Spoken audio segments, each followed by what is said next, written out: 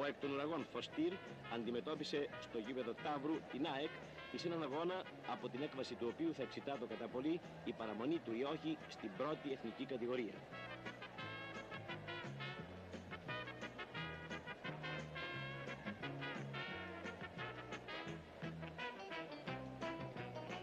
Πρώτος άνοιξε το σκορ ο Φωστήρ στο 34ο λεπτό με σουτ του Πανόπουλου.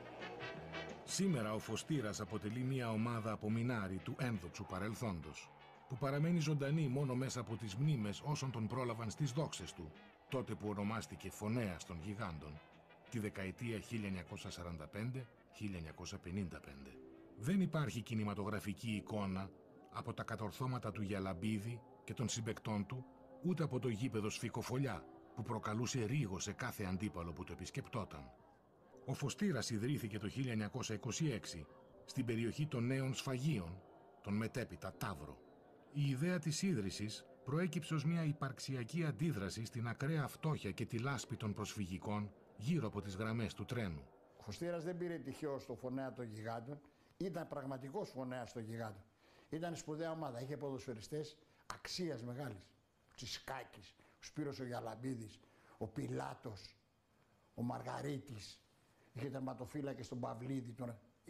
Μετά από εκεί ήρθε ο Γιώργος ο Δεϊμέζης, μετά ο Μπάμπης ο Μαστρογιαννόπουλος, είχε σπουδαίους ποδοσφαιριστές. Ο Φωστήρας γνώρισε τη μεγάλη του ακμή αμέσως μετά την απελευθέρωση από τους Γερμανούς. Εκεί ξεκίνησε τη μεγάλη του καριέρα, προτού πάει στον Ολυμπιακό, ο περίφημος Θανάσης Μπέμπης.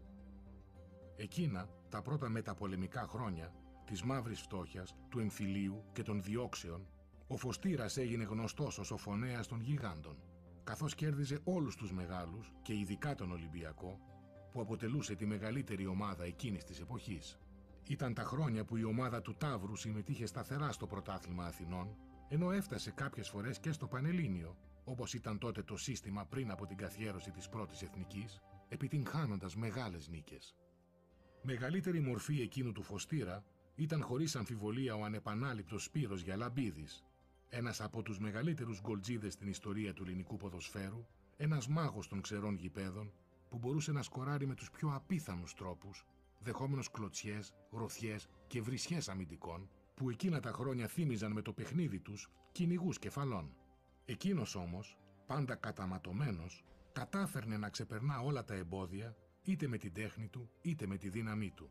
Μαζί με τον Αντώνη Μανταλόπουλο είχαν δημιουργήσει μια αδιατάρακτη φιλία και ένα φωνικό δίδυμο μέσα στο γήπεδο του Ταύρου, το οποίο εκείνη την εποχή ήταν χωρίς αμφιβολία η πιο σκληρή έδρα σε όλες τις κατηγορίες του ελληνικού ποδοσφαίρου. Ένας πραγματικός εφιάλτης για τους αντιπάλους, αλλά και για τους ίδιους τους παίκτες της ομάδας όταν δεν απέδιδαν τα αναμενόμενα. Τον Φωστήρα τον καταστρέψαν οι φίλαθλοί του. Δημιουργήσαν ένα κλίμα εις βάρος της ομάδος, όποιος πήγαινε στα σφαγεία έπρεπε να πεθάνει. Από την ώρα που πήγαινες, μέχρι και την ώρα που θα φεύγες, μέχρι και την ώρα της διάρκειας του αγώνος, να πετάνε πέτρες, να κάνουν, να δείχνουν, και μετά όταν πήγαινες στη Θεσσαλονίκη, στο Βόλο, στον αυτόνε, βγάζαν τα σπασμένα και τα πληρώνανε ποδοσφαιριστές. Ο μόνος που έμενε πάντα στο απειρόβλητο των οπαδών της ομάδας, ακόμα και ύστερα από ήττες, ήταν ο Γιαλαμπίδης. Εκείνα τα χρόνια, οι παίκτες του Φωστήρα κατοικούσαν σχεδόν όλοι σε χαμηλά προσφυγικά σπίτια με αυλές, σε απόσταση 1 τετραγώνου μεταξύ τους. Όταν τα βράδια ο Σπύρος Γιαλαμπίδης σφύριζε, όλοι οι παίκτες της ομάδας συγκεντρώνονταν στην αυλή του, ώστε να συζητήσουν για τον αγώνα της Κυριακής, που αποτελούσε ιερό καθήκον για όλους. Ο Γιαλαμπίδης, μετά το 1952, συνέχισε ως παίκτης προπονητής και το 1954 σταμάτησε να αγωνίζεται και ξεκίνησε η παρακμή του Φωστήρα. Στις 19 Ιανουαρίου του 1955 όμως, στα 37 του χρόνια, σε κρίσιμο αγώνα διαβάθμισης με αντίπαλο τον Έσπερο, φόρεσε τη φανέλα του και πάλι, όντας απροπόνητος επί μήνες, και πέτυχε 4 γκολ, οδηγώντας την ομάδα του σε θριαμβευτική παραμονή. Ήταν ο τελευταίος του αγώνας και τον έβγαλαν οι οπαδοί της ομάδας έξω από το γήπεδο, κρατώντας τον στα χέρια, κάτω από τα κλάματα και τις επιφημίες όλων των κατοίκων της περιοχής.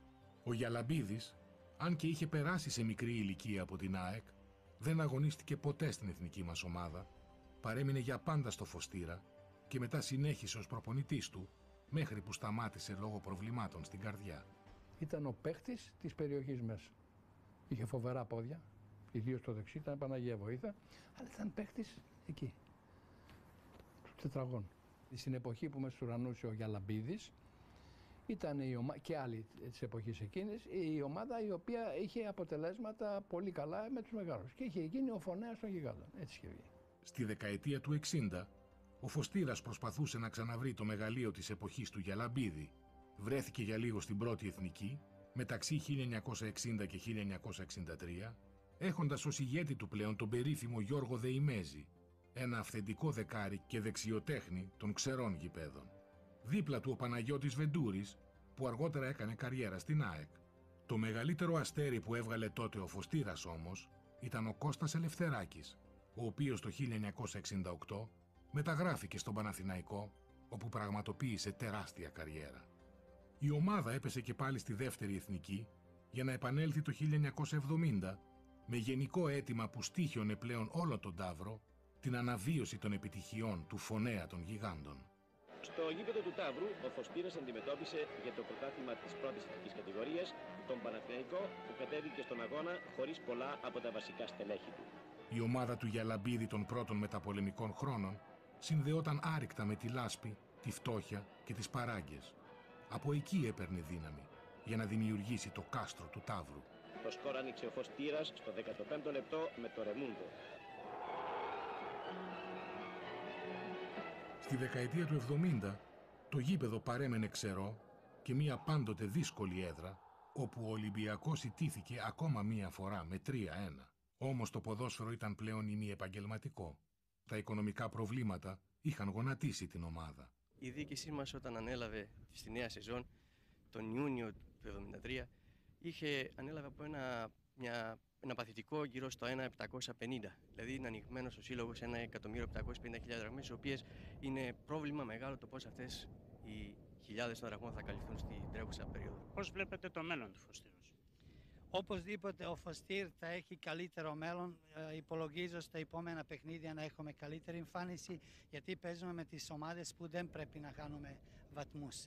Είναι λίγο δύσκολο μόνο που η ομάδα μου έχασε τόσο παίκτες, το 5 παιχνίδια δεν είναι ευχάριστο. Χάσαμε 3 βασικούς παίκτες και είναι 3-4 τραυματισμένοι. Ο Αλεξέη Πέτροβιτς, σημαντικός Ιουγκοσλάβος τεχνικός που είχε οδηγήσει το Εγάλεο στην 4η θέση λίγο νωρίτερα, προσπάθησε, αλλά ο Φωστήρας δεν ξέφυγε από τη μοίρα του.